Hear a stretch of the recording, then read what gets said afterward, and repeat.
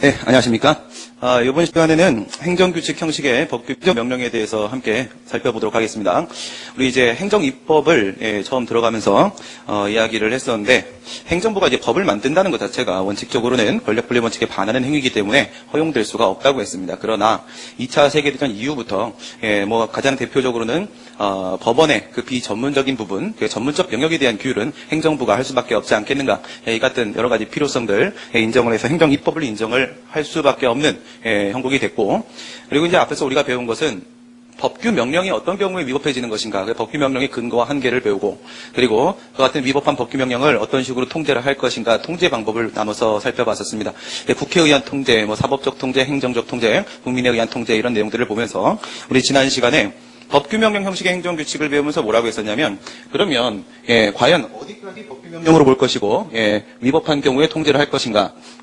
첫 번째, 그 형식과 그리고 내용이었죠. 형식과 내용 이렇게 봤을 때 법규 명령의 형식으로 만들어지고 그 내용 역시도 법규적 사항, 국민의 권리 의무에 관한 사항을 다루고 있을 때는 당연히 이것은 법으로 본다. 법규 명령으로 본다고 했죠. 그러면서 우리 세 개를 비교를 해봤었는데요. 형식은 법규명령의 형식으로 되어 있다. 그러니까 시행령이나 시행규칙 또는 이제 헌법에 이제 정해져 있는 법규명령의 형식들이 있죠. 대법원 규칙이나 헌재규칙, 국회규칙 등이 있을 수 있겠죠. 이와 같은 이제 법규명령의 형식으로 되어 있으나 그것이 행정규칙의 내용을 담고 있을 때, 행정규칙의 내용이라고 하게 되면 단순한 사무처리 기준일 수도 있겠지만 주로는 무엇이라고 했어요? 행정규칙의 내용이다라고 하게 되면 박균성 교수님 책에서는 그냥 전부 다 제재처분의 기준, 제재 기준으로 보면 된다, 이런 식으로 설명을 하고 있죠. 그것은 어떤 형식으로 등장한다? 재량권 행사의 기준, 재량준칙의 형식으로 등장한다라고 했습니다. 과연 여기서 이처럼 형식과 그 내용이, 형식과 실질이 서로 불일치하고 있는데, 이렇게 불일치하면 원칙적으로 이걸 법규명령으로 봐야 될까요? 행정규칙으로 봐야 될까요? 여러분들 교수님 교과서 보게 되면 법규명령 형식의 행정규칙, 우리 지난 시간에 배운 거, 이런 거 어디에 포함되어 있을까요? 행정규칙 파트에 포함되어 있습니다. 이게 형식도 내용도 전부 다 법규명령이면 이건 이제 당연히 법규명령이기 때문에 문제가 되지 않는데, 내용이든 형식이든지 간에 행정규칙의 형식이나 내용이 포함되면 우선은 그걸 행정규칙으로 봅니다. 그래서 이걸 우리가 과연 그 법적 성질을 법규명령으로 인정할 수 있겠는가 없겠는가, 이 같은 문제가 지난 시간에 우리가 배웠던 거고, 그 다음 이번 시간에 우리가 다루려고 하는 게 바로 행정규칙의 형식으로 나온 거죠. 행정규칙의 형식으로 훈령이나 예규, 고시, 공고와 같은 행정규칙의 형식으로 만들어졌는데, 근데 그 내용이 뭐더라? 그 내용이 바로 국민의 권리 의무에 대한 내용을 규율을 하고 있더라. 이럴 때도 당연히 형식의 행정규칙 형식에 포함되어 있으니까 우선은 행정규칙으로 봅니다. 과연 이것도 2번과 마찬가지로 이것도 역시 우리 과연 법규명령으로 볼 수 있을까요? 법으로 볼 수 있을까? 이런 문제가 생기겠죠. 지난 시간에 우리 봤던 것처럼 만약에 이것을 우리가 법규명령으로 보게 되면 그에 위반된 행위는 그 자체만 가지고 위법이라고 말할 수가 있는 거죠. 왜? 이걸 법으로 봤으니까 성문법 위반이 인정될 수 있다고 했습니다. 또한 이런 특징도 있었습니다. 이걸 법으로 보게 되면은 그것이 법률에 따르게 되면 재량행위인데 여기서 이걸 법으로 보는 순간 기속행위로 전환되는 상황도 있을 수 있다고 했어요. 이걸 법으로 보지 않으면 이제 상위법 적용시키니까 여전히 이제 재량행위로 파악을 하고, 이렇게 재량행위와 기속행위의 그 행위의 성질 역시도 달라질 수 있었습니다. 이번에 이런 얘기를 하게 되는데, 이 얘기 좀 다뤄보기 전에 이 얘기 조금만 더 해보도록 하고요. 그 다음에 이제 형식하고 내용이 모두 다 행정규칙의 형식, 훈령, 예규, 고시 같은 형식, 그 다음에 재처분 기준을 다루는 식의 처분 기준을 다루는 행정규칙의 내용이 있을 때, 이건 당연히 행정규칙으로 본다고 했죠. 결론을 이제 얘기를 해보게 되면 여기까지가 법규명령이었습니다. 결론은 그렇다 나왔죠. 여기까지가 법규명령이다. 이게 다수설의 입장이고 판례 입장도 이제 거의 근접합니다. 여기서는 이제 지난 시간에 시행령은 판례가 법으로 보고 시행규칙은 법으로 보지 않았어요. 여기서 이제 약간의 차이점이 좀 있었고요. 그다음 이 행정규칙 형식의 행정규칙은요. 이건 당연히 행정규칙이다. 판례는 이렇게 봐요. 아무런 구속력을 가지지 않는다. 아무런 구속력을 가지지 않는다. 외부적 구속력이죠. 대외적 구속력이 인정되어야지만 법규적 성질을 가진다라고 했는데, 아무런 구속력을 가지지 않는다라고 해서 법이 아니다 이렇게 보는데, CF죠. CF 헌재. 헌법재판소는 이걸 법으로 봅니다. 우리 앞에서 배웠던 자기구속원칙이라는 거 있죠. 노동부 예규 사건에서 자기구속원칙이라는 거, 헌재는 그것을 매개로 해서 행정규칙 형식의 행정규칙도 법으로 보면서 헌법소원 심판의 대상으로 국가의 공권력 행사로 인정을 해준 바가 있습니다. 대부분 그렇게 하고 있고요. 이제 헌법소원 심판도 우리가 이제 앞에서 몇 번 등장을 했었는데, 공권력 행사라고 했을 때 행정입법에 있어서는 법규 명령은 공권력 행사로 보고 행정규칙은 공권력 행사가 아니어서 헌법소원 대상이 되지 못한다. 그런데 이거를 헌법소원의 대상으로 삼았다는 것은 이것도 일종의 법규명령으로 인정을 했다는 거죠. 좋습니다. 그러면 우리 지난 시간에 요 얘기했는데 방금 우리 그런 얘기했네요. 시행령과 시행규칙 어떤 형식으로 만들어지는지에 따라서 조금 다르다 그랬죠. 첫 번째 시행령 형식의 행정규칙, 그죠? 시행령 형식의 행정규칙, 시행령 형식의 행정규칙. 나중에 이제 여러분들 사례를 풀다 보면은 뭐 시행령 시행규칙 말고 대법원 규칙 이런 것들도 등장합니다. 지금은 이제 그냥 대표적인 예로 시행령 시행규칙 가지고 보도록 하고요.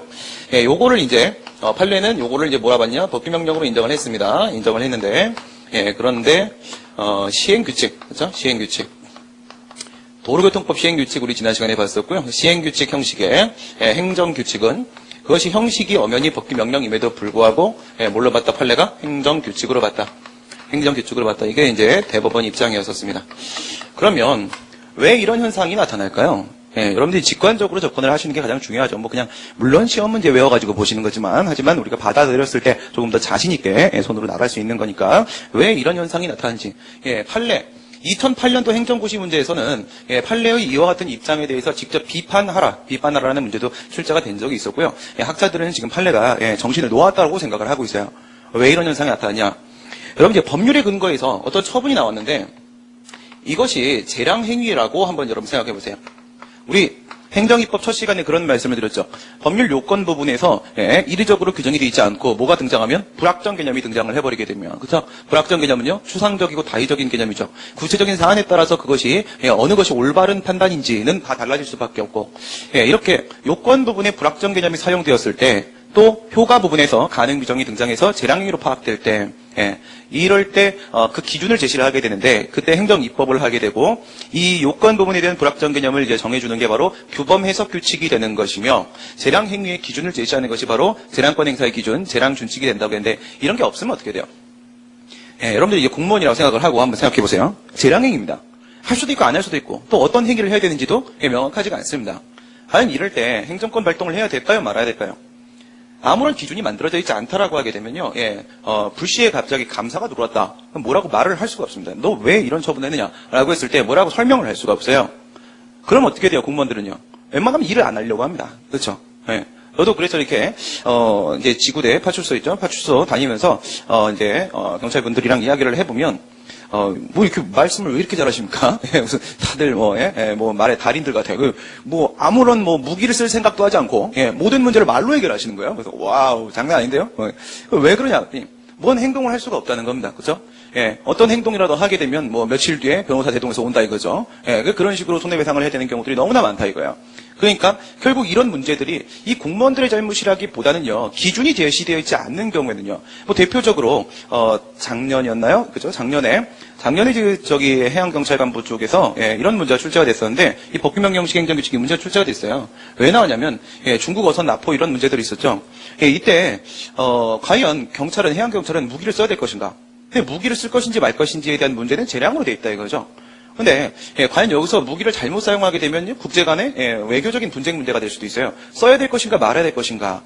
과도한 어떤 대응은 할 수는 없는데 이런 문제 때문에 무기 사용이나 이 같은 재량행위들 되도록 어떻게 기준을 명확하게 제시를 해야 된다. 그 기준을 만들어야 된다라는 그런 의미에서 해양경찰 시험에서 이런 문제들이 출제가 됐는데요.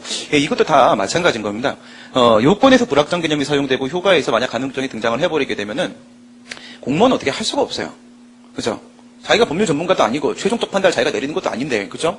만약에 하나라도 실수를 해버리게 되면 그래서 결국 복지부동이라는 문제가 생길 수밖에 없는 거죠. 복지부동, 배를 땅바닥에 붙이고 수용한다 이런 얘기죠. 그죠? 아무 일도 할 수가 없는 겁니다.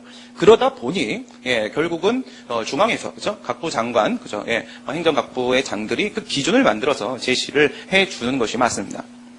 이런 부분들도 지금 명확하게 해결이 안 되는 게 너무나 많은데, 어저께도 제가 그 선생들이랑 이렇게 술 한잔 하면서 얘기를 해보면, 뭐 노동청이나 이런 경우도 마찬가지인데, 뭐 지청에서 이런 일을 하려고 하는데 과연 뭐가 맞는가, 어떤 판단이 맞는가. 그래서 이제 위에다가 문의를 하게 되면 회신이 내려오면 회신을 어떻게 주냐. 지청에서도 이미 파악한 건데 위에서도 그 담당 법률팀이 있죠. 변호사들이 한 3명 구성되어 있는데 여기서 이렇게 일설, 그죠? 거기서는 이렇게 쓴다 이거예요. 갑설, 을설, 병설 이렇게 하고 무설까지 잡아갖고 이것은 뭐 이런 면에서 타당할 수 있으나 이런 부분에서 옳지 않다. 이것은 모든 학설이 배제하고 있는 뭐 이런 문제가 있다. 이것은 판례 입장이나 이런 문제가 있다. 이렇게 해서 회신을 해준다는 거예요. 그러면 지청에서는 이래버리면 그게 어떻게 하란 말이냐 이거죠. 이래버리면 미쳐버리는 겁니다. 그러니까 애당초 처음부터 뭘 만들어줘야 돼? 기준을 만들어줘야 된다는 거예요. 공무원들의 복지부동의 문제를 해결하려면 명확한 기준을 만들어줘야 됩니다. 그래서 과거에 이런 일이 있었다 이거죠. 교통부 훈령이라는 걸 만들었어요. 교통부 훈령이라는 걸. 교통부 훈령이라는 걸 만들었는데 소속 공무원들이 어떻게 행동을 해야 될지 알 수가 없다라고 해서 기준을 좀 만들어달라. 그렇습니다. 그래서 교통부 훈령을 만들었어요. 예전에 여기서부터 사건이 시작이 되는 건데 훈령을 만들어줬는데 이걸 여러분들 법으로 보게 되면 이걸 법으로 보게 되면 공무원들이 이 훈령에 따라서만 행동을 해도 상관이 없죠. 이게 법이니까. 이거대로 했다. 기준이 있고 이게 법 아니냐. 그렇기 때문에 내 행동에 문제가 없다라고 말을 할 수 있는데 법원이 뭐라고 했냐. 이거는 법이 아니다. 행정규칙이다. 이래버린 거예요. 이거는 법규명령이 아니다. 행정규칙이다. 그러면 기준을 만드는 의미가 없는 거예요. 그죠? 기준을 만드는 의미가 없죠. 이걸 법이 아니라고 봐버리게 되면 여전히 재량행위입니다. 여전히 재량행위면 역시 어떤 행동도 자유로울 수가 없어요. 그래서 이런 문제가 뭐냐면 결국 행정부와 사법부의 서로의 항쟁인데 그 항쟁에서 누가 승리를 했는가? 결국 반의 승리예요. 교통부 훈령이 만들었다. 이게 법이 아니다 그래 버리니까 이제 교통부 령을 만든 겁니다. 교통부령. 이게 뭐 부령이죠, 부령. 시행규칙이죠. 근데 이때까지만 해도요, 상위법에서 법률에 위임 규정이 없던 시절이죠. 이런 문제가 이렇게 가셔야 되기 전이어서 이게 뭐예요? 위임 없이 만들어진 부령입니다. 여러분들 우리가 배웠을 때 앞에서 행정입법 배우면서 헌법 75조, 95조 얘기하면서 75조의 대통령령, 그죠? 그 다음 95조의 그 총리령과 부령에 대한 내용이 있었습니다. 이제 95조에 있는 부령을 봤을 때 위임받아 만들면 위임명령이고 위임 없이 만들 수 있는 것이 바로 직권명령이다 이렇게 돼 있었고 위임 없이 직권으로 만들 수 있는 것은 바로 그와 같은 법률을 시행하기 위한 구체적인 내용만 다루는 것, 새로운 권리 의무에 대한 내용은 다룰 수 없는 것, 그런 걸 우리가 집행명령이라고 했죠.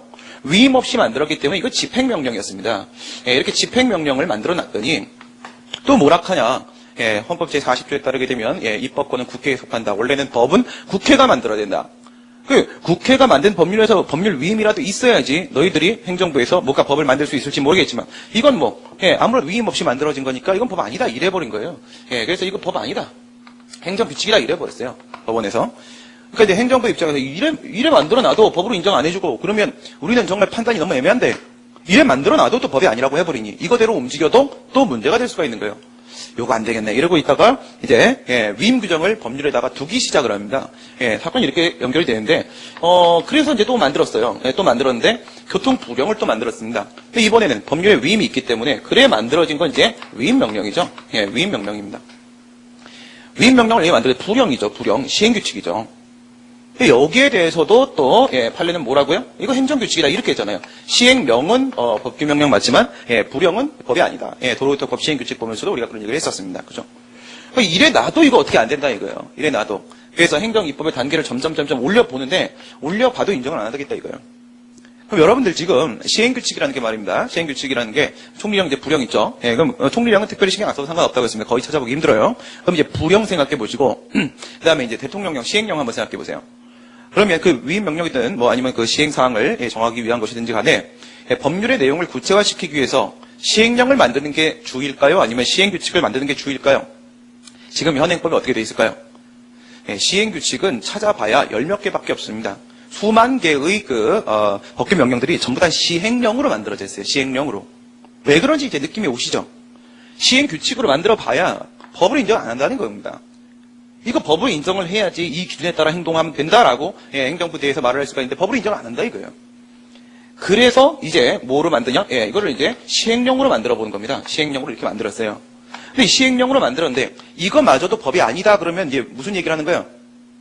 형식은 법규명령이나 그 내용이 행정규칙이기 때문에 이건 법이 아니다 행정규칙이다. 이것도 역시 형식은 법규명령이나 형식은 법규명령이나 내용이 행정규칙이니까 이러면 또 행정규칙이라고 해버리면 또 이런 말도까지 나올 수 있겠죠. 대법원이 형식은 법률이나 그죠? 형식은 법률이나 내용이 행정규칙이니까 법이 아니다. 형식은 헌법이나 내용이 행정규칙이니까 이건 법이 아니다. 이렇게 가면 대법원 폭파됩니다. 그죠? 대법원이 고집을 부리는데도 한계가 있는 거죠. 그러다 보니 타협점을 찾은 게 바로 시행령이었습니다. 타협점을 찾은 게 여기. 여러분들이 이제 나중에 쟁송법을 배우시게 되면 대법원의 입장이 잘못된 입장을 한번 정해놓고 나서 판례 변경을 할 때도 고집을 꺾지를 않습니다. 기존의 입장 유지하면서 다른 좀 어떤 일반 법원칙을 갖다 붙인다고 이런 식으로 그대로 계속 가져간단 말이에요. 그런 문제가 있는데 결국 얘도 마찬가지예요. 이거를 엎었어야 되는데 이걸 법으로 인정을 해주는 게 맞는 건데 다수설은 어떻게 봤어요? 수권여부 기준설이든 법규명령설이든 법으로 봐버리죠. 법규명령식 행정규칙. 학설은 이렇게 봐버리는데 판례는 이건 이제 법을 안 봤다 이거예요. 이거를 변경을 안 합니다. 안 하면서 이제 여기 와서 이게 이제 법규명령이다. 법규명령이다. 이런 현상이 나타나 버리는 거죠. 그죠? 예. 그래서 이 법규명령식의 행정규칙에서 시행령과 시행규칙을 판례가 이렇게 차별을 하는 이유는 바로 여기서 서로 간에 항쟁이 있었는데 행정부와 사법부 사이에 있어서 이 문제 과연 행정부 행정입법을 어디까지 인정할 것인가 이걸 두고 이렇게 서로 간에 이제 문제가 있었던 겁니다. 참고적으로 이제 하나 좀 더 보시게 되면은 그 이후에도 이런 현상이 나타나는데 이거 법이라고 보면서 이걸 법이라고 보면서도 갑자기 이런 소리를 해버립니다. 최고 한도액이다. 이런 되도 않는 소리를 해버린다 이거죠. 이거는 사시도 출제가 됐었고 행시도 출제가 됐었고 경찰 간부도 출제가 됐었고 이 최고 한도액이다. 이런 말도 안 되는 판례가 한번 나오고 나니까 이 부분 도대체 무슨 말이냐. 그래서 계속 기출로 이제 출제가 되는데 그 내용 같이 한번 보고 그 다음에 행정규칙 형식의 법규명령은 그렇게 어려운 게 아니기 때문에 제가 좀 간략하게 정리를 해주는 방식으로 하도록 하겠습니다. 뒤에서 실효성 확보수단을 배우다 보게 되면 과징금이라는 게 등장을 해요. 그 실효성 확보수단의 체계는 뒤에 가서 이제 좀 더 자세히 보도록 하고요. 과징금이라는 게 등장하는데 과징금 쪽에 있는 판례 한번 보도록 하겠습니다. 과징금 뒤에 이제 여러분들 과징금 테마를 한번 펴보세요. 과징금 테마를 한번 펴보시게 되면은, 최고 한도액이라는 박스가 있어요. 박스가. 그죠? 청소년 보호법 시행령을 최고 한도액으로 봤다. 그러면서, 오른쪽에 이제 박스 보시게 되면, 그 뒤에 박스 보면, 구청소년 보호법하고, 그 다음에 시행령하고 제가 제시를 해드렸습니다. 그 내용 한번 보세요. 거의 뒤에 가서도 다시 또 보게 되긴 할 텐데, 그때 보는 거랑 지금 보는 거랑 좀 이게, 우리가 지금 설명을 드리려고 하고 있는 각도가 다른 거니까, 구청소년보호법 1999년도 거 한번 보겠습니다. 보시면 24조에서 청소년 유해업소 이게 룸사롱 생각하시면 돼요. 이게 안개하우스 사건인데요. 안개하우스 사건인데 룸사롱이에요. 룸사롱. 유흥주점이죠. 룸사롱인데 이게 이제 청담동에 있는 그런 룸사롱이 아니에요. 건물 하나 이렇게 쓰는 그런 룸사롱이 아니고 굉장히 영세한 룸사롱이에요. 동네에 있는 룸사롱 있죠. 여기도 저도 어저께 퇴근하다가 신림동에도 있네. 이게 한번 본 게 있어요. 근데 진짜 조그만 이상한 정말 허름한 건물에 룸사롱이 있기는 좀 안 맞는 건물에 룸사롱이 들어가 있는 이런 식이에요. 동네에 있는 룸사롱. 해봐야 접객원이 해봐야 서너 명도 없는 이런 곳인데 여기서 이제 청소년을 유흥접객원으로 고용을 한 겁니다. 이런 문제가 생겼어요. 구청소년보호법 보시게 되면 24조에서 청소년 유해업소의 업주는 청소년을 고용해서 안 된다 이런 거를 이제 뒤에서 하명 배울 때 뭐라고 배우냐면 법규 하명이라고 배웁니다. 법규 하명. 집행적 법규라는 게 있다고 했죠. 집행적 법규예요. 집행적 법규. 그래서 법규 하명은 법에 의해서 바로 의무를 부과받게 됩니다. 그러면 업주들은 청소년을 고용해서 안 돼요. 부작위 의무가 부과가 됐죠. 49조 보기 전에 먼저 50조 먼저 보십니다. 50조. 다음 갖고 일에 해당하는 자는 3년 이하의 징역 또는 2천만 원 이하의 벌금에 처한다라고 해서 제2호에서 24조 1항 규정에 위반해서 청소년을 고용을 하게 되면 벌칙 조항이 있는데 요거 이제 뒤에서 실효성 확보수단 지금 요거 테마가 실효성 확보수단 소속이죠. 여기 가게 되면 행정벌이라는 게 있습니다. 행정벌에는 형법상의 형명이 있는 벌을 하는 행정형벌도 있고 과태료 부과하는 행정질서벌도 있는데 요거 이제 행정형벌 조항이죠. 벌칙 조항이 이렇게 있어요. 벌칙 조항 개별법에 이제 다 맨 끝에 보면 벌칙 쭉 깔리는데 그래서 이 친구가 결국은 뭐냐면 벌금을 부과를 받았었습니다. 벌금을 부과를 받았었고 49조 올라가 보시게 되면 청소년보호위원회는 50조 포함되어 있죠. 50조 각호 1에 해당하는 죄를 범해서 이익을 취득한 자에 대해 이런 걸 우리가 행정범이라고 해요. 형사범은 아니고 행정범이라고 하는데 어쨌든 죄가 구성이 된다 이거예요. 아래에 있는 조건에 따라서 취득한 자에 대해서 대통령령이 정하는 바에 따라서 1천만 원 이하의 과징금을 납부하도록 명할 수 있도록 되어 있어요. 그죠? 그리고 나서 이 항에 보게 되면 또 구체적인 내용은 또 대통령령을 정한다고 다시 한번 법률 위임을 하고 있습니다. 그럼 지금 여기서 이렇게 보시면 여러분들 벌칙 조항도 적용되죠. 요건이 24조가 50조에도 걸리고 49조에도 걸리고 같이 걸리고 있어요. 그 과징금을 부과합니다. 그럼 밑에 이제 시행령을 보시게 되면 뭐라고 되어 있냐? 시행령 40조 그 별표 6 위반 행위 종별에 따른 과징금 처분 기준 8호 이렇게 하고 청소년 고용금지 의무를 위반했을 때 800만 원 이렇게 되어 있습니다. 800만 원. 이게 1회 위반이 1회 위반. 한 번 잘못했을 때 그죠? 1회 위반하면 800이요. 이렇게 되어 있습니다. 800. 이 800을 판례가 뭐라고 했냐면 최고 한도액이다. 이렇게 한 거예요. 최고 한도액이다. 여러분 이게 만약에 최고 한도액으로 보지 않으면 어떻게 돼요? 방금 보신 대로 법률에 따르게 되면 49조에서 뭐라고 했냐면 과징금 납부를 명할 수 있다라고 되어 있어요. 가능 규정이 있죠. 그죠? 법률에 따르게 되면 49조 1항에서 가능 규정을 두고 있기 때문에 엄연히 재량행위입니다. 과징금을 부과할 수도 있고 안 할 수도 있고 이런 거죠. 근데 위임을 받아서 만들어진 시행령 있죠. 시행령으로 만들었습니다. 왜 시행령으로 만든다고 했어요? 대부분 다 시행령으로 만든다고 했죠. 시행규칙으로 만들어봐야 법으로 인정 안 하니까 다 시행령을 만들어요. 웬만하면. 그죠? 그래서 대부분 이제 국무회의 심의를 거치는 이런 행정입법 과정을 거치게 되는데, 여기서 이렇게 시행령을 만들어 놨는데, 뭐, A라는 사유가 발생하면 뭐 한다? 팔백한다. 이건 뭐 이게? 과징금을 부과할 수 있다, 안 할 수 있다가 아니라 해야만 하는 거고요. 그죠? 예, 부과를 해야 되는 거고, 24조 위반이면 부과해야 되고, 금액도요, 1천만 원 이하면 1원부터 1천만 원까지의 법적 효과를 선택할 수 있습니다. 얼마를 부과할 것인가? 선택지량도 인정이 될 수 있는 건데, 무조건 800! 이렇게 되는 거예요. 무조건 800! 부과해야 되고 무조건 800! 이러면 기속행위 됩니다. 그죠? 이렇게 되는 건데, 이게 아니라 이 800을 무엇으로 봐버리게 되면? 최고한도액으로 봐버리게 되면. 최고한도액으로 봐버리게 되면 부과할 거냐 말 거냐에 대한 결정 재량은 인정이 안 되지만 1원부터 800만 원까지의 과징금 금액을 결정할 수 있기 때문에 이렇게 봐버리기 때문에 재량입니다. 선택 재량이 인정되죠. 이렇게 봐버린 거예요. 판례 항상 이런 식인데 우선 판례는 왜 이 무리한 시도를 했을까요? 이런 대도 않는 시도를 이거 당연히 기속행위죠. 어떻게 여기서 뭐 2분의 1의 범위 내에서 뭐 가중시킬 수 있다, 감경시킬 수 있다 이런 것도 없어요. 가중 감경 규정도 없는 무조건 800 이러면 당연히 기속인데 이걸 왜 무리하게 이러고 들어갔을까요? 이건 여러분들이 제가 러브호텔 사건 설명을 드렸을 때도 그랬었는데, 러브호텔 사건도 그 지역에, 얘는 분명히 러브호텔을 만들 수 있는 건축허가 요건을 다 갖춰왔어요. 다 갖춰왔는데, 이 지역에는 러브호텔이 들어오면 정말 안 되는 곳인 거죠. 그러면 건축법 11조 1항에 따르게 되면은, 요건 갖추면 가학상 허가니까 기속행위고 무조건 허가를 해줘야 돼요. 행정부가, 행정청이 거부 처분을 했단 말이죠. 그러면 요건 갖췄으면 기속행위니까 무조건 기계적으로 집행을 해야 되는데, 근데 그걸 거부했으면 거부는 무조건 위법이죠. 위법인데 러브호텔 사건에서 판례는 위법하지 않다고 봤단 말이죠.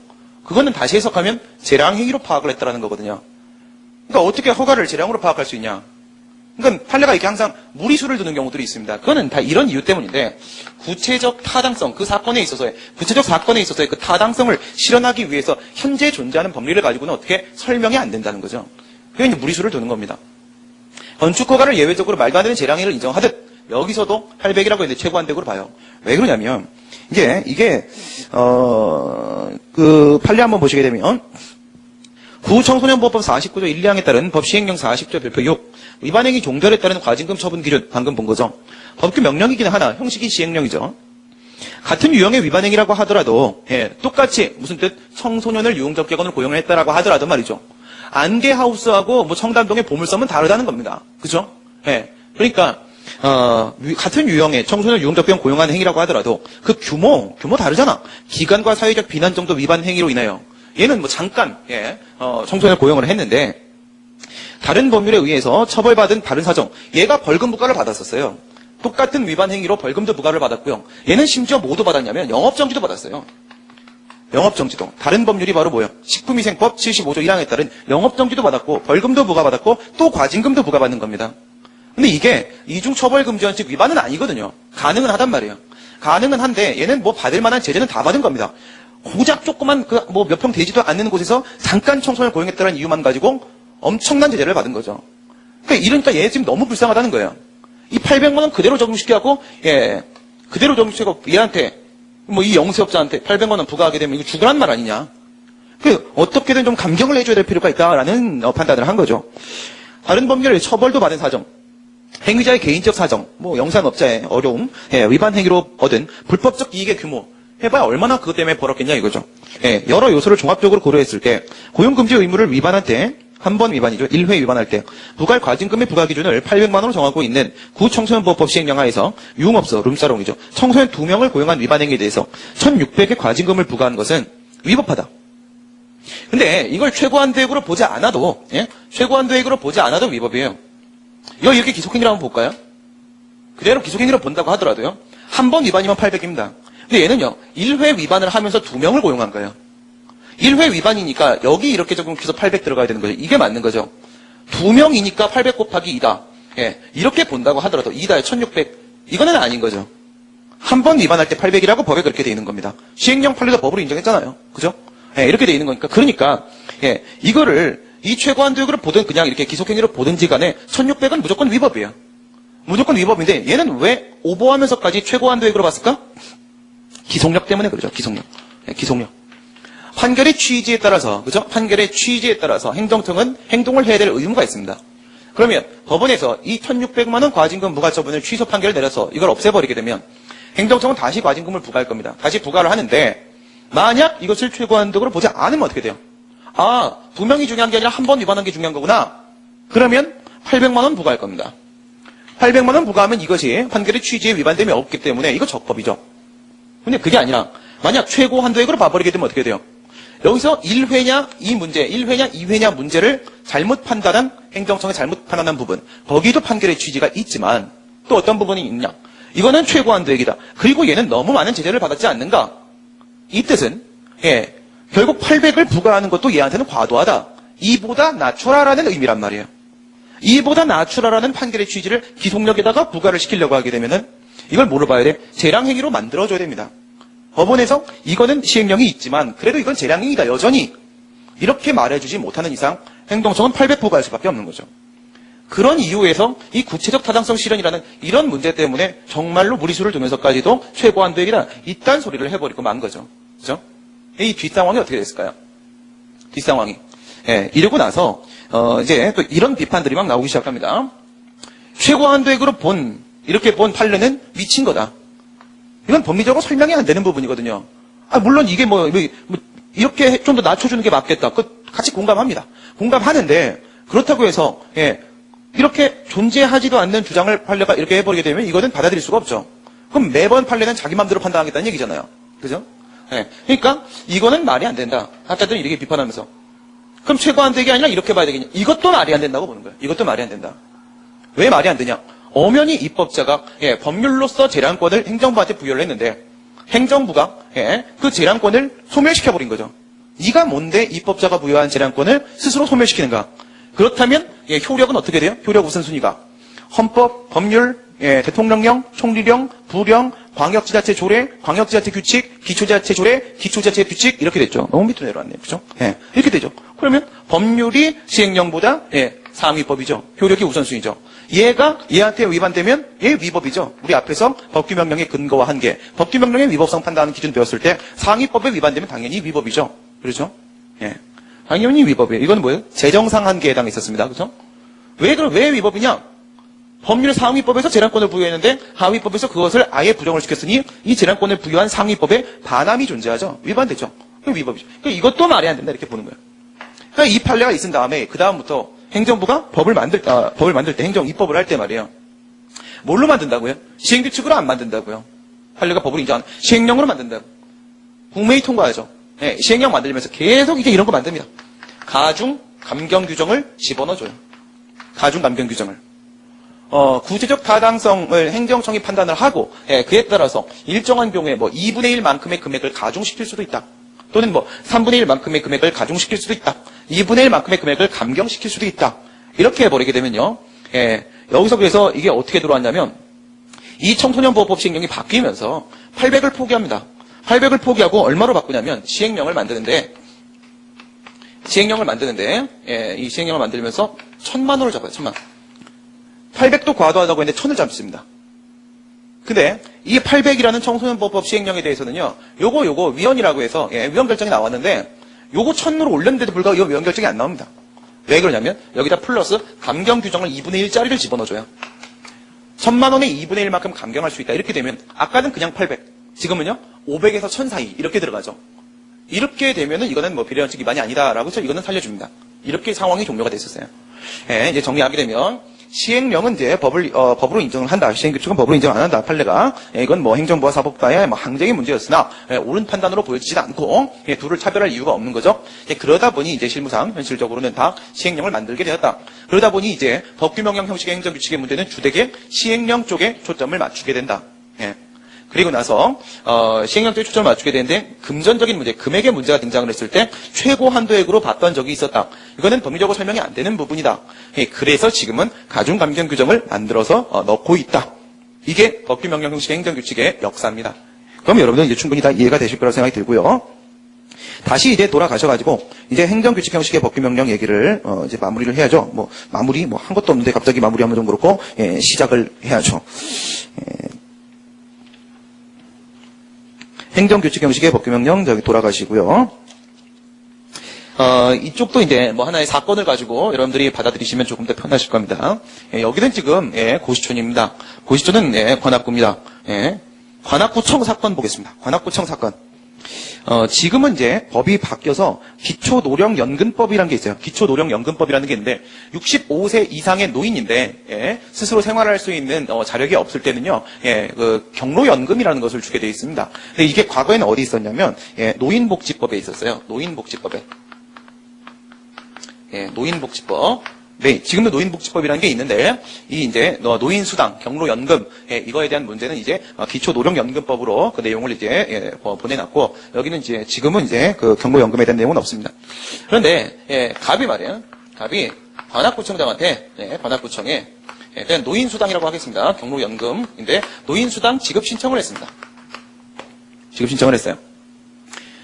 그럼 이제 여기서 여러분들 이거 돈 주는 거죠. 돈 주는 거는 항상 이게 그 쌍방적 행정행위예요. 그러니까 신청을 해야만 줍니다. 그죠? 법에도 그렇게 돼 있거든요. 지금 이제 기초노령연금법에 오게 되면 신청을 받아서 준다 이렇게 돼 있어요. 신청이 있어야지만 이제 주게 되는데 그럼 여기서 뭘 하는 거예요? 노인수당을 준다라는 식의 지급 결정이 나오게 되면 지급 결정이 나오면 이거는 처분일까요? 비로소 이 노인수당을 요구할 수 있는 청구권이 인정이 되죠. 그러니까 이거는요 권리를 설정하는 행위입니다. 그러니까 이거 처분이 맞죠. 처분이 맞는데 신청을 했더니 뭘 했냐면 거부 처분을 했어요. 주지 않겠다. 주지 않겠다. 그래서 이렇게 거부 처분을 했던 이런 사건입니다.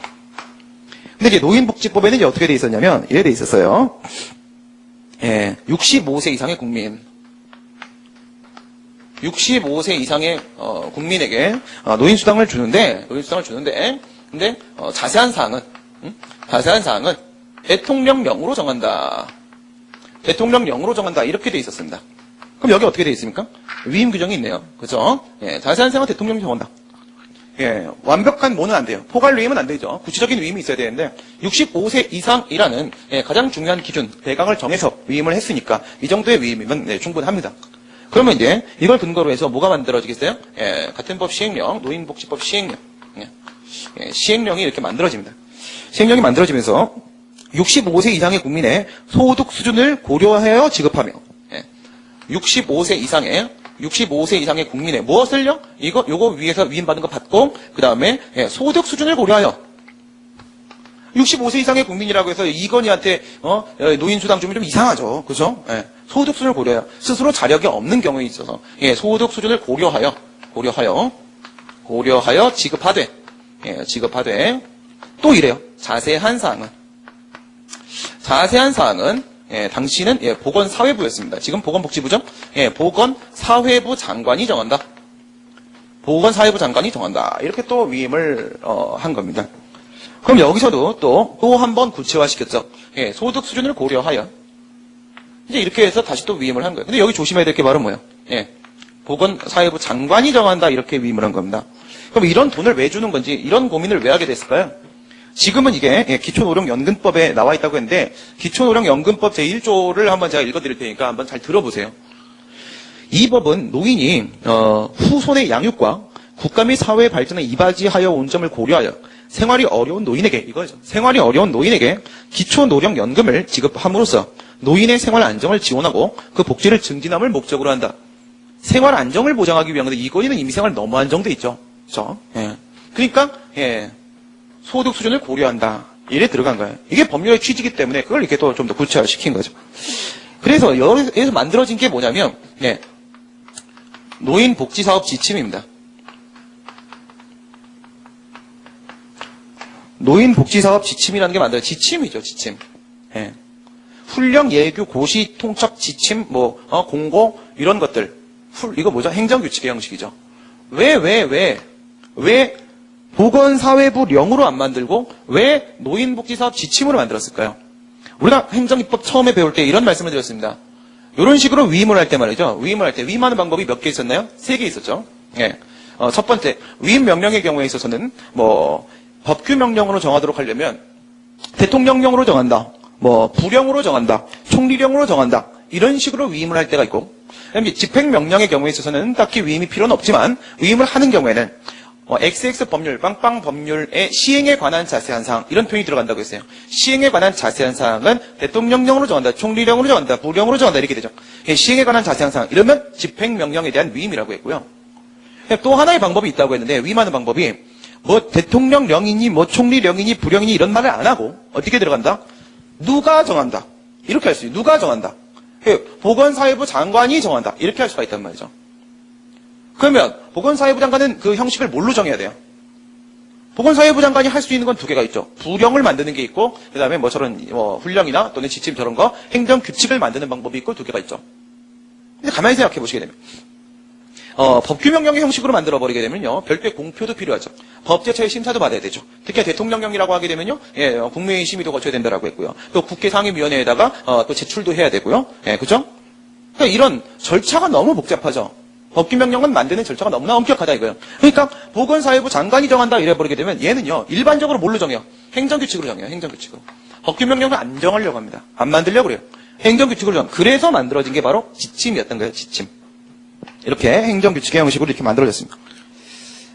그래가지고 여기다가 뭐라고 만들었냐면 70세 이상의 70세 이상의 국민 노인은 각 소득 수준에 따라서 그죠?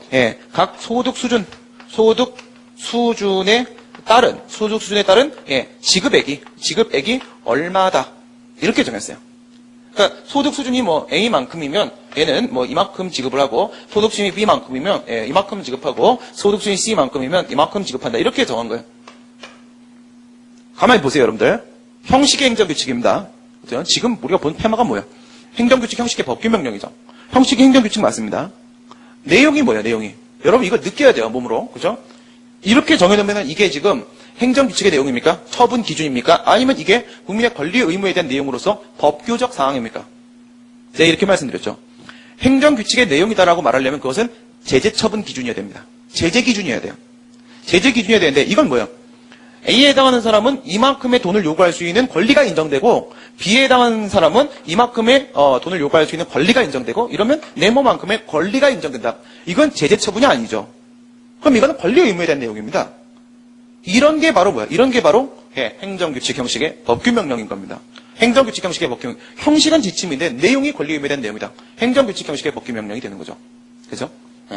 그래서 얘가 뭘 했냐면 이 관악구청 사건에서 갑이 이 거부처분에 대해서 취소 소송을 제기해요. 여기다가 거부처분에 대해서 이렇게 취소를 제기합니다. 취소를 제기하는데 얘가 몇 살이었냐면요. 얘라고 하면 되네. 안 되네요. 그죠? 이분이 몇 살이었냐면 이분이 65세였어요. 65세가 됐기 때문에 65세 이상은 이렇게 돼 있으니까 나도 돈 받을 수 있겠다. 나 되게 가능한데. 그게 돈을 달라고 한 건데. 그러면 관악구청 공무원이 왜 돈을 안 줬을까요? 무슨 얘가 법을 봤단 말이죠. 법을 보니까 그래. 좋아. 이랬네? 그러니까 시행령을 보자. 또 봤어요. 좋아. 애매하네. 이랬네? 지침을 봤어요. 봤더니 70세 이상이래 되는 거예요. 뭡니까 당신 65세 5년 뒤에 오세요. 이렇게 하는 거예요. 5년 뒤에 오세요. 5년 뒤에 오세요 해서 거부처분을 해버렸어요. 그 갑이 여기다 거부처분 취소를 되게. 그러면 이거를 말이에요. 이거 법으로 보거든요. 좀 이따 이제 결론 말씀드리면 아까 행정규칙 형식의 법규명령도 법규명령 형식의 행정규칙과 마찬가지로 법으로 봅니다. 여기는 통솔 판례 전혀 불일치 조금도 없이 그냥 무조건 다 법으로 봐요. 법이거든요. 법규명령으로 인정을 해요. 그럼 여러분들 행정규칙은 위헌위법 명령규칙 심사의 대상이 된다 안 된다? 행정규칙은 헌법 107조 2항에 보면 뭐라고 되어 있어요? 명령규칙이라고 되어 있죠. 그죠? 명령은 뭐라고 했습니까? 시행령 시행규칙을 말한다고 했습니다. 그리고 법규명령 형식의 행정규칙, 행정규칙 형식의 법규명령과 같은 광의의 법규명령까지가 명령이라고 했죠. 그다음 명령규칙에서 규칙은 뭐라고 했어요? 규칙은 조례나 지자체 자치규칙, 그리고 대법원규칙, 헌재규칙, 국회규칙, 중앙선거관리규칙, 이게 규칙이라고 했죠. 그럼 이것도 뭐에 포함돼요? 명령. 헌법 107조 2항의 명령. 법규명령으로 인정을 하기 때문에 그런 겁니다. 이거 행정규칙으로 보게 되면 위헌위법 명령규칙 심사 대상이 될 수가 없습니다. 법규명령 인정했단 말이죠. 그러니까 이거에 따르게 되면 거부처분하는 게 맞아요. 그러니까 이 법규명령을 살려놓게 되면은 거부처분은 적법입니다. 그럼 기각되겠죠. 이럴 때 어떻게 통제 들어간다고 했어요? 전형적인 법규명령은 부체력 부수적 기본 통제 위헌위법 명령규칙 심사를 신청을 합니다. 각급 법원도 판단할 수 있다고 했죠. 근데 딱 보니까 뭐야? 바보 같은 짓이죠 이게. 법에서 엄연히 65세 이상은 이렇게 되는데 70세 이상은 이렇게 해버리게 되면 바로 위반이죠. 위임의 범위를 일탈해버렸습니다. 위임받은 범위를 일탈해버렸어요. 그럼 이건 당연히 위법한 법규명령이죠. 그러면 얘는 뭐예요? 예, 이 심사를 통해서 노인복지사업 지침은 위법이구나. 위헌은 아니죠. 법에 위반된 거니까 위법이구나. 그럼 어떻게 된다? 당해 사건의 적용이 거부된다고 했어요. 그럼 이 사건에 적용이 안 돼. 그러면 이 사건에서는 이 지침이 없는 거예요. 없는 거죠. 없는 거면 이건 없는 거고 여기까지만 법인 거예요. 제거된 거니까. 대세효가 인정되는 건 아닙니다. 이 사건에는 적용 안 되죠. 법이 아니죠. 이 사건에서는. 그럼 여기까지만 적용되는 거예요. 그럼 65세 이상이어도 소득 수준에 따라 다만 얼마라도 줘야 되는 게 맞는 거죠. 그냥 거부 처분은 위법하다라고 해서 거부 처분에 대한 취소 판결이 이렇게 나왔던 사건입니다. 이런 게 바로 행정규칙 형식의 법규명령인 거죠. 이해가 되시죠? 형식은 행정규칙, 내용은 법규명령. 예, 권리에 대한 문제잖아요. 로마자 1번 보겠습니다. 행정규칙 형식의 법규명령. 고시, 훈령, 방금은 지침이었고요. 뭐 대표적인 게 항상 이제 훈령, 예규, 고시니까. 행정규칙 형식으로 정립이 되었으나 내용이 권리의무에 관한 법규적 사항을 정하고 있을 때 실질이 법규명령이다. 예, 이런 것을 행정규칙 형식의 법규명령이라고 한다. 이거죠. 법령 보충적 행정규칙. 이게 이런 식으로 되는 상황은 항상 뭐냐면 이런 거예요. 의료법이든 약사법이든 그런데도 그런데 의료법이나 약사법 이런 건 특히나 어떻습니까? 굉장히 전문적인 영역이죠. 전문적인 영역이면요. 여러분 이제 우리나라에서 가장 이렇게 비전문적인 인간들이 누구라고 했어요? 술만 잘 마시고 정치적인 이해관계에만 밝은 사람들이 국회에 있는 사람들이잖아요. 그 사람들이 뭘 알겠어요? 의료법이나 약사법이나 뭐 이런 뭐 노인사업, 노인복지사업이나 이런 모릅니다. 그 사람들. 모르니까 항상 뭐야? 행정부한테 다 맡기는 거예요. 지들은 월급만 받고. 그죠? 이게 법률이죠. 법률인데 뭐 대충은 정할 수 있는데 이거는 모르겠다 이거는 모르겠다 해서 이거를 누가 정하는 것이냐? 방금 전처럼 뭐 훈령이나 지침이나 이런 걸로 구체적으로 그 내용을 보충하는 겁니다. 내용을 보충하는 거죠 여기서. 내용을 보충하는 거예요 내용을. 근데 이거 내용은 무슨 내용이에요? 이게 엄연히 법률이니까 법률적 사항이죠. 법규적 사항이죠. 권리 의무에 대한 문제죠. 이거를 법률로 정하지 않고 뭘로 만들었어? 훈령으로 그 내용을 보충을 하는 거예요. 그래서 이런 거를 행정규칙 형식으로 만들어지긴 했지만 법률의 내용을 보충한다라고 해서 법령 보충적 행정규칙이라고 합니다. 이게 뭘 수도 있어. 법률일 수도 있지만 이거보다 위면 되는 거니까 뭐 시행령일 수도 있고 시행규칙일 수도 있고 이런 것들 그죠? 상위 법령을 그 내용을 보충해 주는 거죠. 법령 보충적 행정규칙에는 법률 보충적 행정규칙과 법규명령 보충적 행정규칙과 두 개가 있을 수 있겠죠. 왜? 법령은 법률과 법규명령을 말합니다. 법령 보충적 행정규칙은 법률을 보충하는 경우와 법규명령을 보충하는 경우가 이렇게 있을 수가 있어요. 전문적 기술적 사항으로서 왜? 전문적 기술적 사항이 아니면 국회도 지각 판단하죠. 지각 규율을 합니다. 근데 못한다 이거예요. 업무의 성질상 행정기관에 대한 위임이 불가피하여 행정입법의 필요성의 가장 대표적인 부분이죠. 행정입법의 필요성에 상위 법령에서 수권의 범위를 구체적으로 정하여 다만 어떻게 해야 돼요? 이 위임은 여기에서 내려오는 위임은 구체적인 이게 만드는 게 말이죠. 이게 지금 헌법 75조에 있는 대통령령칙 95조에 있는 불령이 아니죠. 그죠? 어디다 위임하고 있어요? 행정규칙에다 위임하고 있죠. 근데 이것도 똑같이 구체적인 위임이 있어야 됩니다. 그래야만 정하지. 그죠? 안 그러면 얘가 아예 법을 만드는 게 되어버리잖아요. 구체적으로 위임을 하는데 정해서 내용을 보충하도록 위임을 받아 제정된 행정규칙. 이 법에 이렇게 나옵니다. 이 부분의 내용은 보건복지부 장관이 구체적으로 정한다. 이런 식으로 딱 구체적 위임을 해줘요. 과연 이건 뭘까? 우리 법규명령 형식의 행정규칙도 마찬가지고 지금의 행정규칙 형식의 법규명령도 마찬가지고 그 형식과 내용이 불일치해서 문제인 거예요. 둘 중에 하나가 행정규칙이야. 그러니까 원래는 뭐라고요? 원래는 행정규칙이기 때문에 문제가 되는 거예요. 원래는 행정규칙이기 때문에 과연 법적 성질을 그럼에도 불구하고 법규명령을 볼 수 있을까? 학설 보시면 행정규칙설 헌법상의 법규명령의 형식은 한정적 열거 규정이다. 그래서 시행령, 시행규칙, 대법원, 헌법재판소, 국회 중앙선거관리위원회 여기의 규칙들은 여기까지만 법규명령이다. 나머지 건 법규명령을 인정할 수가 없다. 이건 뭐냐? 훈령 아니냐. 그래서 이것은 법이 아니다. 법규명령설은 내용이 법규적 사항 아닌가. 그렇죠? 그리고 얘가 보건사회부 장관이 지 마음대로 정하는 게 아니라 구체적으로 딱 정해준 범위 내에서만 정하고 있는 거니까 사실 이건 뭐라 봐야 된다? 이거로 봐야 된다. 이게 밑에 이렇게 따로 있는 걸로 봐야 될 것이 아니라 이게 이 안에 들어가 있는 걸로 봐야 된다. 법률 안에 훈령 있는 거 이렇게 봐야 된다. 그러면 얘는 이거 안에 살아가고 있으니까 얘도 법 아니냐. 뭐랑 결합해서 여기에 있는 이 바깥의 하얀색 귓금의 내용과 그 다음에 이 안에 있는 훈령의 내용이 서로 뗄래야 뗄 수 없는 관계죠. 하나의 일체입니다. 그렇기 때문에 여기 것과 이거와 결합하여 이 부분도 법이다. 결합해서 이 부분도 법이다. 그래서 수권법령과 결합해서 상위법령과 결합해서 법이다. 위헌무효설. 무슨 이런 대도 않는 상황이 있는가? 법규적 사항에 대한 규율은 직접 법률로 정하거나 위임명령으로서 위임받아서 하는 건데 이건 행정규칙 아닌가? 이런 말도 안 되는 상황 있을 수가 없다. 얘도 이제 열거사항으로 봐요. 열거규정으로. 헌법에 있는 법규명령 형식은 열거사항이다. 그러니까 그 나머지 것을 가지고 법규적 사항을 만약에 정하고 있으면 그 다 헌법에 바로 직접 위반되는 거예요. 그래서 전부 위헌이고 그리고 위헌이면 처분이 아닌 이상 공정력이 없으니까 무효 아닌가. 이런 건 없다고 봐야 된다. 규범 구자 행정규칙서. 이건 몰라야 되는데 이건 뭐냐면 이제 독일의 빌 판결이라고 있어요. 원자력 발전소 사건인데 거기서 이제 원자력 발전소 이런 문제들 국회의원이 어떻게 알아요? 그죠? 우리나라 같은 경우는 뭐 국회의원이 당연히 변호사죠. 그렇죠? 뭐 법은 좀 알지 모르겠지만 나오니까 아무것도 모릅니다. 그러니까 여기 독일에서도 마찬가지였던 거죠. 빌 판결이라는 것 자체가 원자력 발전소 관련된 내용을 이렇게 정해야 되는데 이런 건 해도 된다. 이런 거 하면 안 된다. 정해야 되는데 의회가 정할 수가 없는 거예요. 그러니까 어쩔 수 없이 그냥 행정규칙으로 소속 그 부서에서 정한 겁니다. 근데 기준은 있어야 되잖아요. 그걸 법이라고 봐야지만 사람들이 그걸 준수하지 않겠습니까? 그래서 어쩔 수 없이 행정규칙이긴 하지만 법으로 인정하자 해서 법으로 인정을 했었어요. 그런 판례가 독일에 이 판례 한 개밖에 없습니다. 우린 당연히 없고요. 아예.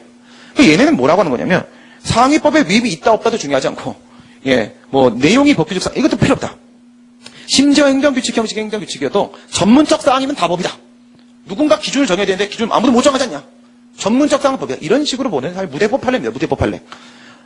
우리 판례 보시게 되면 법령에 의하여 그 구체적인 내용을 보충할 권한을 부여받은 행정기관이 이렇게 부여받죠. 보건사회부 장관이 정한다. 이렇게 제정한 행정규칙은 상위 법령과 결합하여 이걸 기억하셔야 돼요. 상위 법령과 결합하여 이게 핵심이죠. 대외적으로 구속력이 있는 법이다. 법규명령이다. 보건사회부 장관의 노인복지사업지침 포함되어 있고 역시 재산제세 사무처리 규정 국세정장.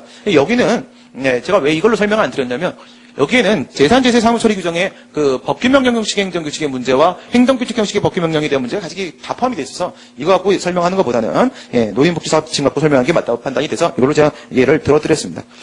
검토 보시게 되면 법규명령 소리 통설 판례예요. 그러면 여러분 이런 거 한번 생각을 해보세요. 우리 앞에서 행정입법 첫 시간에 처분적 법규명령이라는 걸 배웠어요. 처분적 법규명령. 그렇죠? 처분적 법규. 형식은 법규명령이다. 실질은 처분이다. 이걸 다시 우리가 뭐라고 부를 수 있다고요? 처분의 성질을, 그죠? 요 표현으로 똑같이 하게 되면 처분적 성질을 가지는 법규명령이다. 그러니까 외형은 법규명령인데 성질은 뭐다? 처분의 성질이다. 그럼 여러분들 실질이 중요해요? 형식이 중요해요? 실질이 중요해요? 형식이 중요해요? 당연히 실질이 중요하죠. 그렇죠? 처분의 성질을 가지는 법규명령은 우리가 이렇게 파악했죠. 처분이다. 처분이기 때문에 이거는 처분이니까 항고소송의 대상이 된다. 이렇게 봤죠. 지금도 똑같은 겁니다. 법규명령설에 따라서 형식은 엄연히 행정규칙인데 그렇죠? 법규명령을 따르게 되면 그게 뭐가 돼요? 노인복지사업지침 이런 거 뭐가 돼요? 법규적 성질을 가지는. 그래서 법규적 성질을 가지는 이렇게 불러요. 법규적 성질을 가지는 행정규칙. 그럼 위랑 똑같이 파악해 보시게 되면 법규적 성질을 가지는 행정규칙은 법규입니까? 행정규칙입니까? 법규죠. 법규. 그렇죠? 그래서 이거는 법규명령입니다. 법규명령. 위에는 처분적 성질을 가지는 법규명령에서 이건 처분입니다. 한 단계씩 올려주는 거죠. 그러니까 이건 처분이다. 이건 법규다. 처분이기 때문에 뭐의 대상이 될 수가 있다? 항고소송의 대상이 될 수 있다. 법규이기 때문에 뭐의 대상이 될 수 있다? 위헌위법, 명령규칙 심사, 규범 통제의 대상이 될 수 있다. 이렇게 들어가는 거죠. 법규적 성질을 가진 행정규칙 이렇게 부릅니다. 국회 입법주의가 독점주의에서 중심주의로 완화돼 간다라는 건 뭐 실질적 법치주의에서 배웠었고요. 그러니까 이제 행정입법의 범위를 그만큼 이제 넓게 인정을 하고 확대할 수 있다. 이제 그런 이제 바탕을 제시를 해드린 거고, 헌법상의 법규명령 형식은 예시라고 했죠. 이거 뭘 갖고 제가 설명을 드렸냐면 감사원 규칙 가지고 설명드렸습니다. 감사원 규칙. 감사원법에 따르게 되면 감사원 규칙을 만들 수 있도록 되어 있는데 우리 헌법에 감사원 규칙이라는 건 없다 이거죠. 중앙선거관리위원 규칙, 대법원 규칙, 헌재 규칙 이런 거 있지만 감사원 규칙이라는 건 없다 이거예요. 헌법에 없는 법규명령 형식이죠. 이걸 과연 법규명령으로 인정할 것인가 말 것인가 문제가 있는데 학설도 판례도 다 인정합니다. 인정해요. 감사원법에 근거해서 인정되는 법규명령이에요. 그러면 이것만 가지고 봐도 뭐예요? 헌법에 있는 법규명령의 형식들은 예시규정인 거죠. 거기까지가 끝이 아니죠. 플러스 알파가 있을 수 있는 거죠. 예시규정인 거예요. 우선 예시규정이니까 뭔가 넓힐 수 있는 여지를 또 한번 만들어 봤습니다. 그럼 국회가 위임 입법을 할 때, 법률 위임을 할 때 그 방식은 그건 국회 마음이다. 그죠? 입법자 마음이다. 입법 재량입니다. 그러니까 뭐로 할 수도 있어요. 대통령령으로 위임한다, 부령으로 위임한다 이렇게 할 수도 있지만 보건복지부 장관이 정한다라는 식으로 위임해도 상관없는 거거든요. 예, 그 행정규칙에다가 위임을 하는 것도 충분히 가능하다는 것이죠. 전문적 기술적 사항에 대한 문제에 있어서 국회는 절대로 그 내용을 규율할 수가 없다. 그러면 법을 안 만들 거냐 그 부분에 대해서 국민들의 법률 생활에 그 불안정을 어떻게 그대로 방치합니까? 만들어야 되죠. 그럼 얘도 역시 뭐예요? 국가 권력이니까 행정부도 입법부와 협조하여 당연히 일정한 책임을 져야 됩니다. 그 부분에 대한 기준을 마련하는 데 있어서 책임을 지는 게 당연한 겁니다. 그리고 우리가 이 훈령을 자체만 가지고 독자적으로 법이다라고 어거지를 쓰려고 하는 것이 아니라 이 안에 있는 내용 아닌가? 그래서 사항이 법률과 결합하여 법규성을 인정을 하자고 하는 것이니 절대 무리한 주장일 수도 없다 이거고 가장 결정적인 건 6번입니다. 6번에다가 별표를 1578개 정도를 치시고 1578번을 기억을 하시기 바랍니다. 행정규제기본법에 보시게 되면 6조에서 엄연히 법령보충규칙을 인정하는 명문의 근거가 있습니다. 그럼 게임 끝입니다. 게임 끝이죠. 그죠? 이미 근거가 있다. 그래서 한개 가보시게 되면 그러면 이제 노인복지사업지침은 법규명령입니까? 행정규칙입니까? 이제 법규명령이죠. 법규명령이면 위헌위법 명령규칙심사의 대상으로 삼을 수도 있는 것이고 또한 처분의 법적 근거로 인정할 수도 있는 것입니다. 그렇죠? 효과, 법령보충적 규칙에 위반되면 이거 법으로 봤죠 우리가. 법으로 본 이상 여기에 위반되면 위법이죠. 이걸 법으로 본 이상 여기에 따라서 법규 하명으로서 국민에게 바로 의무를 부과할 수도 있어요. 근데 재미있는 얘기 하나 해드릴게요. 법령보충적 규칙을 법으로 본다고 하더라도 그 제정 절차는 행정규칙의 절차에 따릅니다. 이걸 안 해요. 법규명령은 이제 대외적인 공표를 해야 되는데 그래 효력이 발생하는데 행정규칙은 공표를 안 하죠. 근데 이건 어쨌든 형식의 행정규칙 공표 안 합니다. 성질은 법규명령으로 인정하는데 그 절차는 행정규칙의 절차를 따르게 됩니다. 그 왜? 이건 결합시킨 거잖아요. 다른 것들은 독자적으로 법규명령이 아니야 이렇게 본 거고 이건 결합시킨 거기 때문에 저 법률의 효력이 발생할 때 이것도 같이 발생한다고 보는 거지 별도의 공표를 요하는 건 아니에요. 그게 좀 특이한 부분입니다. 지금까지 행정규칙 형식의 법규명령까지 하면서 드디어 우리가 행정입법 관련된 내용을 마무리하도록 하겠습니다. 수고들 많이 했습니다. 수고하셨습니다.